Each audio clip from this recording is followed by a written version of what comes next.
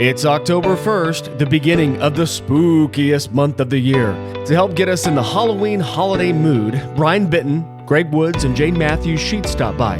They're with Fright Forest, and they've got some fun, festive details to share to get us all ready for this year's scary season. Right here on episode 184 of the Love in Lebanon podcast.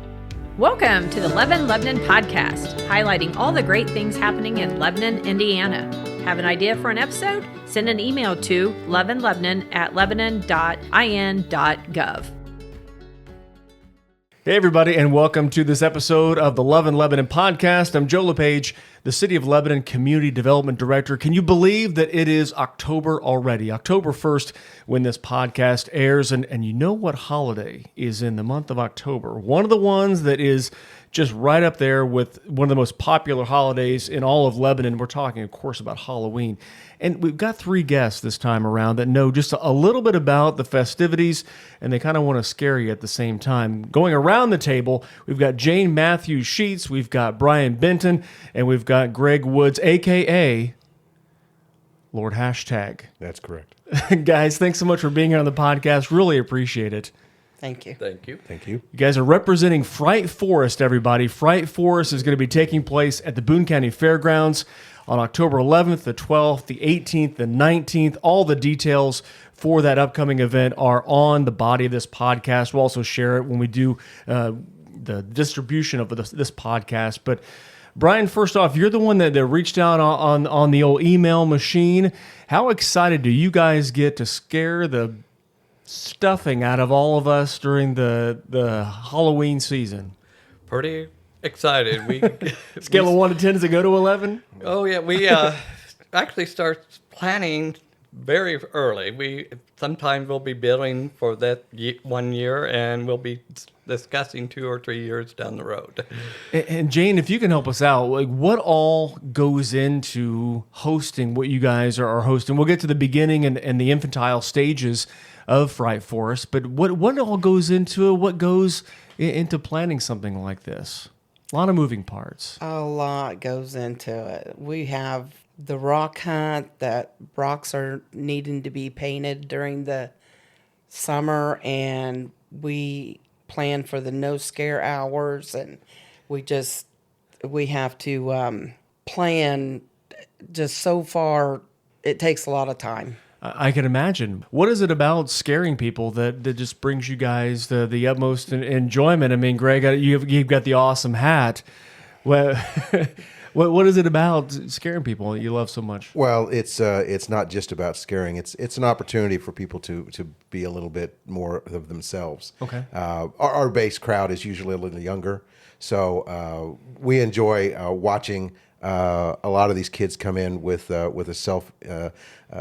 attitude that nothing's going to scare them, and then watching them melt before our very eyes. One of my favorite things is during the parades that we're in, a lot of times I'll make sure that my target audience, try to get some tweens and young girls, and I always tell them to bring their boyfriends, because you want to watch them cry, get a picture, and then you can hold on to that forever. And we're not as scary as some of the other haunts in the area. We don't go for the blood and gore, but a lot about Halloween, a lot about what we do is about the presumption of a scare. So it's easy for people to get them all worked up, and it doesn't take much to get people involved. And from my perspective, where I'm at the beginning, I get to hear everything going on further inside, and that's always a big thrill. And Jayne alluded to it a little bit, Brian, but I'm looking at the flyer, I have it in front of me, everybody, and there's the haunted house and hayride, and all the different scare opportunities, no scare as well. It seems like you guys have kind of touched all the bases when it comes to an event like this, where it's adding more than just kind of your traditional haunted house, or a number of different things that go along with this festivity to make it kind of something for everybody, that type of thing. Yes, we kind of like to make it a value. You're not going to a haunt. You're going to experience a hayride. You're going to experience things before you even get into the haunt. This year we're going to have a series of storytellers that will tell some urban legends that we will be featuring in our haunt this year. So it's many different things, and we're always looking at how we can give people a value for the money We're kind of like to say we're a cheap date. And that cheap day that you mentioned before we hit record, that a lot of the money, if not all, goes to different various organizations and it gets paid forward in various different ways, correct? Correct. So we do, our main support is for the Boone County 4-H program. So we try to make sure they get the first dibs, and then we'll try to do some other things. Last year we did a food drive that benefited the Caring Center, and we had a first responder night where we gave a discount to any first responders. Great. And then we did a benefit where we donated money to one of our volunteers who had a medical emergency, and his family has occurred a lot of medical expenses for it. So we try to give some of our proceeds to help offset that. And Jayne, I see the rocks you brought. I see Frankenstein, a couple other ones that are decorated as well. Tell me more about this rock hunt. This sounds like a lot of fun as well, to go along with the hayride and the chance to be scared, or the anticipation of being scared. I think that the community is just as excited about the rock hunt as it is the Fright Forest event. How does that work? Take me behind the scenes how that whole thing works, as someone has never participated in it before. Okay, we have 20 rocks that we take and we hide them around Boone County to the parks like Thorntown, Zionsville, Whitestown. And then September 29th, I will put it on Facebook that the rocks have been hid. And so people will go out that night, even in the nighttime with flashlights, and look for those rocks. And then when they find a rock, they post it back on Facebook so that I can let them know that they are winners of 2 free tickets. Oh my goodness! And Yes. so you literally go A to Z. You go all the different communities within Boone County, and you hide them, and Yes. you got to find. Oh my Yeah. goodness! And people, they go crazy over finding these rocks. I think the adults are just as invested in finding them as the kids are. Score a couple tickets. I could see that for sure.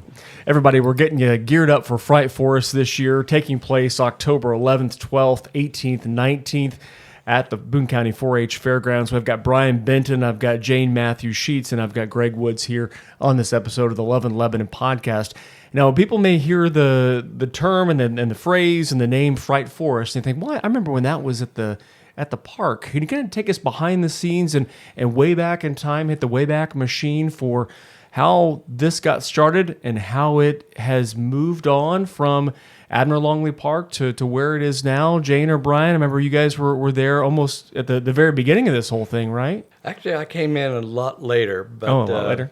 Jayne, I think, came in later, a little bit later than when we started. But it started 29 years ago as a child's birthday party. Everybody that got involved with it thought it was a great idea, so they just continue it, doing it every year. And you mentioned before we hit record that it seemed like there were family groups as part of this volunteer kind of mission that have gone on with it, and the different families create different portions. That's how it began, and I'm not sure if that's the way it continued, but that's the way it began, of different families having different parts of this thing? Yes, we still have families involved. We have the Heinies. They have done several scenes, and they do a haunted, what we call the haunted house. They do a general store, a mausoleum. So they kind of do a lot of things. And we last year we had a big top because we had a circus scene. We did a big top. Oh my goodness! And how good is it to still have that family buy-in from the very beginning? That the kind of mission and enough love is there to continue it many years after, 29 years later, that type of thing. Yeah, the 12 families that took it on in 2019, all 12 families are still doing it. That's so great. Yeah, and we are pretty close. All of us, we're a family that do this, and we enjoy new volunteers coming in. We accept them with open arms, and we need more volunteers. That's a good segue. Yeah, this is the shout out, because this is an all volunteer organization. Once again, some of the haunts will pay actors and young people to come in and work. But we depend on the kindness of strangers, and nobody's a stranger once they join. We have some new volunteers this year that have stepped up. Young people. Those of us in the room aren't getting any younger, so we need young people. So even at the time of this airing, we would still be more than happy to have people come. If you like to do makeup, if you like to scare, we even need people to help with parking and security. You don't even have to go in the building. So there's a lot of opportunities for people to get involved, and we wouldn't turn anybody away if they're serious about wanting to help us out. Yeah, so old, young, skilled in scaring, not skilled, and no desire, you guys will take them. Yep, that's our general mentality. Yes. And as part of the volunteerism, they get to be able to not only take part in the event, but also see money paid forward to organizations as part of the mission. Yes, that's a big deal. Yes. Now, if we can, Greg, you, before we hit record, everybody, you alluded to the fact that this may be one of those events that kind of led you to Lebanon, or had you invest your time and talents in Lebanon? It was an odd happenstance. As I mentioned to you before we got started, I'm what you call a haunter, which is I'm a person who builds his own props rather than giving his money kindly to large organizations like Spirit. I may duplicate some of what they do, but I try to build, and there's an entire genre of this online. Anybody who wants to go look it up will find hundreds, if not thousands, of videos on how to. So a lot of what I was doing was at my home, at the homestead that my bride and I had down in between Zionsville and Whitestown. When that property sold, we went looking. We landed up here at Hickory Meadows, and one afternoon I was out with her coming back from an errand, and I saw what I thought was a garage sale right off of Indianapolis Avenue. So we spun back through the neighborhood, and I pulled up because I saw all the skellies, and I thought if they're selling this stuff, I'm in. Yeah. Well, it turns out they were building the float for the 4th of July parade, and that's all it took. Once I realized there was an organized group that I'd been looking for years, because there never was one that I had ever heard of, they never got rid of me after that. So I've been with them ever since. It's been 6 or 7 years now that I've been helping them out. What is it about the set creation that kind of really got in your wheelhouse? Maybe it's just the thespian in me. I never became an actor. Your nom de plume is Lord Hashtag. And I do have a face for radio, as I mentioned earlier. So I think it's another example of, some people just they like a particular holiday. Some people love Christmas. My bride is a huge Christmas person. Some people like a different St. Patrick's Day. But for those of us that like Halloween, it's an opportunity to share the way you feel and to show off your abilities to be able to create a scare. Mm-hmm. Now, my character isn't frightening. My character is more educational. And any of the kids who out there who may hear this, or any of the parents that have been, will know me, and they'll know that most of what I have can be a little creepy or a little weird, but it's based in science. My effort is to educate kids that science is cool and that there are things that they can learn that they may be able to benefit from. But at the same time, it's an opportunity for me to build. So every year I build something new. And this year I have, to go along with our Urban Legends theme, I have a brand new prop that I'll be displaying this year that is something I wanted to do for years. Oh my goodness. And yeah, Unliving Legends is what it says here on the flyer that I have. But how'd you guys come up with the theme this year? What kind of, I see you looking at each other, well, Greg and I don't know. It's like Brian said, we start thinking about new themes every year. Mm-hmm. So we did the thing with the circus, which, by the way, I couldn't even get my bride to come down. She's so terrified of clowns. So without the jump scares and my oldest son, neither one of them would come anywhere near the place. But we did make it on a local writer's his paperwork, the things he does online. He wrote a very nice article about how we scared the bejesus out of his 4 girls. And but no, it's just one of those things. It's just that we have to think of it in advance, because it's not something we just want to wait till the end. So in this case, it started as a conversation, and it became, that sounds really cool, because there are urban legends everywhere, and right here in this area, there are quite a few that people may not know about, and so then we dug a little bit and found some others, and each of us latched onto a particular idea, and each one of us will build a haunt based, a smaller haunt inside the larger haunt based on those themes. Brian, Jayne, either one of you around when this guy thought it was a garage sale? Were you around for the meeting and being able? What was that? What was that like? We building the float? You were building the float at your place. Yeah. But what was that like when he rolls up thinking it's a garage sale and you get him hooked into helping out with this thing, years later and all that? Well, it's kind of interesting to get somebody hooked when they're not expecting it, and then it's like, hey, yeah, I like that idea. So you guys pick different themes and go at it from different perspectives year after year, but it sounds like the kind of the greatest hits, you guys keep playing those or reworking those. A lot of the same things that folks may have seen at Admiral Longley Park along the Haunted Trail, you guys bring back or repurpose along the way? Yes. Well, the forest. Yep. We do. The general store is one example. Back in, 2020 and 2021, we did a movie theme. So we turned that into a flower shop for the Little Shop of Horrors. So it kind of morphs into other things. And this year we're turning it into the Story Inn in Brown County. What's it like to have someone like Greg that kind of builds these scenes as a hobby? Was that helpful for a volunteer organization, having somebody that's got that skill and kind of passionate that way to be able to add his skill set to something like this? Oh, yes, it does, because it also inspires others to do things, so. Animatronics, that every haunt has a few animatronics, and they have a tendency to wear. They're not designed to be used like we would use them, for hours and hours on end for weekend after weekend. So they have a tendency to get a little worn out. So you gotta treat them with kid gloves, and sometimes you can fix them, and sometimes you can't. But yeah, the other thing that's been going on for the cemetery and the mausoleum are both things that they've repurposed every year. So they stay approximately the same, but we've added more and more to it every year. And they mentioned the trees, if you didn't know, that it was kind of a joke, I think, when we started, but we've got over 50 old Christmas trees that we set up every year because we're building our own forest, because it says Fright Forest in the name. So we still pick them up. So if anybody out there is listening and they're looking to get rid of a Christmas tree, just let us know. We'll come pick it up for free. No questions asked. Whatever shape. Yeah. Did you have something to say to the point of having Greg there, Miss Jayne? I was just going to say that with his building skills, we just kind of let him build all the animatronics that comes off the truck. He starts on them and putting them all together because there's quite a few. Yeah. Last year, he was in charge of all the props, so he went through every single prop we had. Anything that needed fix, he would fix. He would have them all set up, ready to go for us to put in place.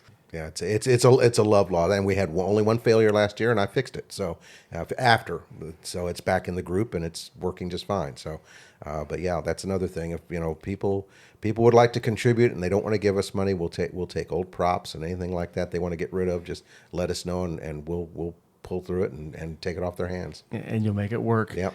Everybody, we're getting you ready for Fright Forest this season as we kick off the month of October, taking place at the Boone County 4-H Fairgrounds October 11th, 12th, 18th, 19th from 7:30 until 11 p.m. There's a no scare on the 19th, 4:30 to 6:30. All the information, as I mentioned before, on this episode of the podcast, in the body of the pod, so you can go there. There's even a QR code where you can get more information. You guys do a great job of getting the word out there.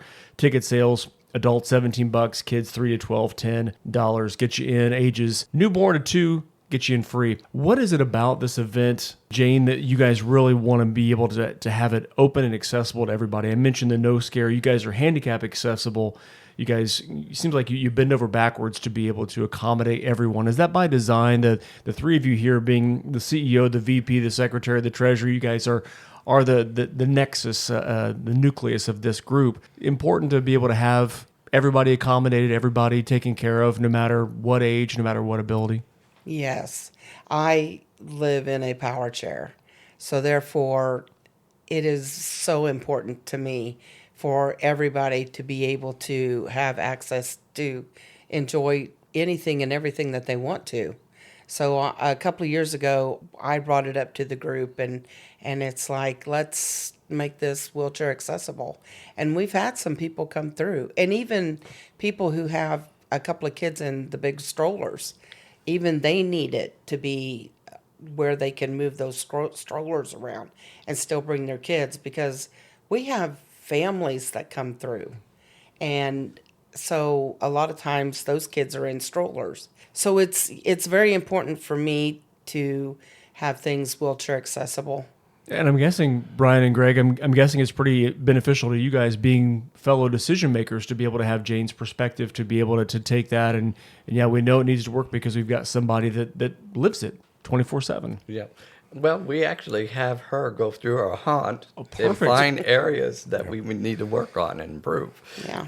Yeah, we had one of our members that was in a bad way, and he couldn't get in unless we had made it handicapped accessible. So all of those things are really important. Everybody should be able to enjoy it, and not feel like they're excluded. And it's not real difficult considering we're lucky to have it where we're at. It's not on different floors. You're not going into a cellar or up on a second floor, so everything's pretty much level and easy to get around.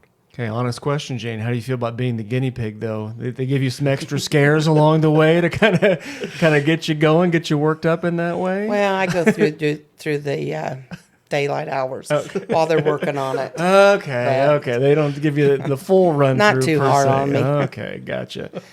Well, as we kind of round the corner, guys, if someone has never been before, what kind of experience are you hoping to create? Kind of throwing it out to the group with this question, but what kind of experience are you hoping to create for kids and adults alike? What do you want them to experience when they check out Fright Forest in just a few days from this pod? To have fun. Have fun. Basically Yes. fun. Yes. And have memories. Yeah. Yeah, just a few minutes of disconnecting from the real world. No matter the age, fright is the equalizer. We've seen grown adults lose their minds. And their kids are looking at them like, "What, Mom? What's wrong?" And on the other hand, like I was joking earlier, I've seen big tough teenage boys turn into simpering little boys really quickly. So it's just a way to give people an opportunity to get their heart racing and have a good relaxing time and enjoy themselves and not go very far. And to your point too, you can't really have the phone out. You can't be texting and things like that. You got to pay attention. Your head's got to be on a swivel if you've got a jump scare coming at you, right? You got to. Right. Like I said, it's a great time for memories. We had a lot of old people that come through, and they just enjoy themselves in going through. Getting back to the ADA handicap accessibility, we had an old lady, and she was in a wheelchair, and her family brought her, and she just had the best time of her life. Awesome. That is so awesome. I'm guessing you get some repeat customers as well that come back year after year. How good does that make you feel to see the Smith family or the Johnson family come up and, oh, you're back at it. Here we go. Let's get you again. Have you guys had that over the years? Oh, yes. Yes. Yeah, I enjoy. It's and a good example is I was out canvassing for some support. Stopped at the movie theater up here in town. The young manager was a young lady was working there, and before I could even hardly explain what I was asking about, she says that she'd been going since she was little. So she's been going to this event since she was little. She still lives here in town. She wouldn't miss it, and so it was easy to have that conversation. And I think we're seeing that. We've got some members of the group that have kids now that are grown. One of the young ladies just went off to college, but she'd been involved with this thing every year that I've been there. So she's gone now, but she'll be back, and I'm sure she'll want to be involved again when she gets some time. Yeah. And we had some kids actually grow up doing Fright Forest. Yep. We have a family, they were twins, and they were just a few months old when they did their first Fright Forest.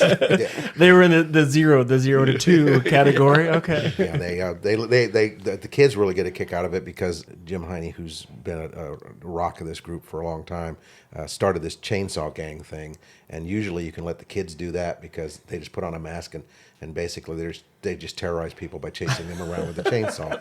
So, and the kids love it because it gives them an opportunity to feel like they're, big tough guys, and when with the mask on, you don't know who they are. So it's a lot of fun. That's funny. Other memories from years past? I know this was kind of off the cuff question, but you guys have other memories seeing kids grow up and that type of thing, and anything along those lines? This is just a random question from me. Well, I like that we're under the roof.